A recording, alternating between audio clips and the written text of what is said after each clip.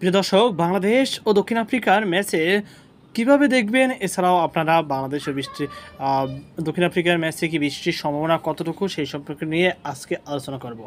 প্রিয় দর্শক, বাংলাদেশ বনাম আফ্রিকার ম্যাচটি অনুষ্ঠিত হবে আজকে বিকেল তো না, সন্ধ্যা 8:30টায়, রাত 8:30টায় আপনারা দেখতে পারবেন এই ম্যাচটি।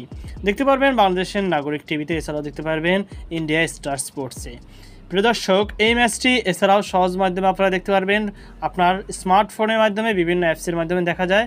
তাছাড়াও আমি যে মাধ্যমটি বলবো সেটি অত্যন্ত সহজ।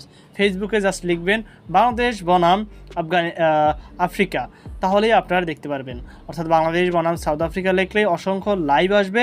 সেই লাইভের যেটা আপনার পছন্দ হয় সেটা থেকে আপনারা দেখতে পারেন, তাও সরাসরি একদম ফ্রি।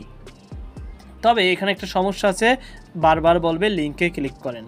লিঙ্কে ক্লিক করা লাগবে না, যখনই আপনাদের লাইভ শেষ হবে অন্য একটা লাইভটি আবার চালু করে দেখতে পারেন।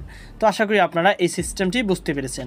তো প্রিয় দর্শক, এই ম্যাচে বৃষ্টির সম্ভাবনা কতটুকু আমরা দেখতে পেয়েছি যে প্রথম আলোর এমন একটি প্রতিবেদন, সেই প্রতিবেদনটি কিছু অংশ আপনাদেরকে শোনাচ্ছি। নিউ ইয়র্কের নাসাউ কাউন্টি ইন্টারন্যাশনাল স্টেডিয়ামে আজ কঠিন চ্যালেঞ্জের সম্মুখীন হচ্ছে বাংলাদেশ ক্রিকেট টিম।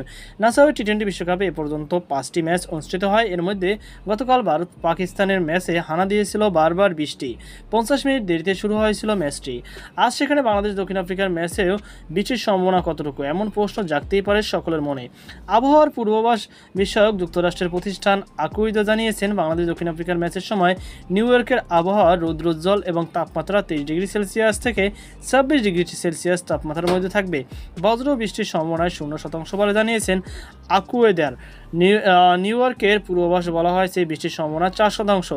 স্থানীয় সময় সকাল 10টায় শুরু হবে ম্যাচ। বাতাসে প্রায় 50% আর্দ্রতা থাকবে এবং ধারণা করা হচ্ছে প্রতি ঘন্টায় 11 কিলোমিটার বেগে বাতাস বইবে।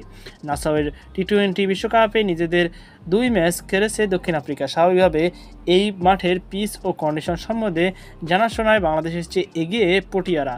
ভারতের বিপক্ষে এই মাঠে প্রস্তুতি ম্যাচ খেলেছে বাংলাদেশ, সেটি অবশ্য প্রায় 1 সপ্তাহ আগে। নাসাউয়ের উইকেট সাধারণত পেসাররা দাপট দেখিয়ে থাকেন। বড় লক্ষ্য সংগ্রহের ব্যাটিং করাটা বিপজ্জনক হতে পারে। পিচ ও কন্ডিশন বুঝে ব্যাটিং করলে সর্বোচ্চ রানটা বের করে আনা সম্ভব।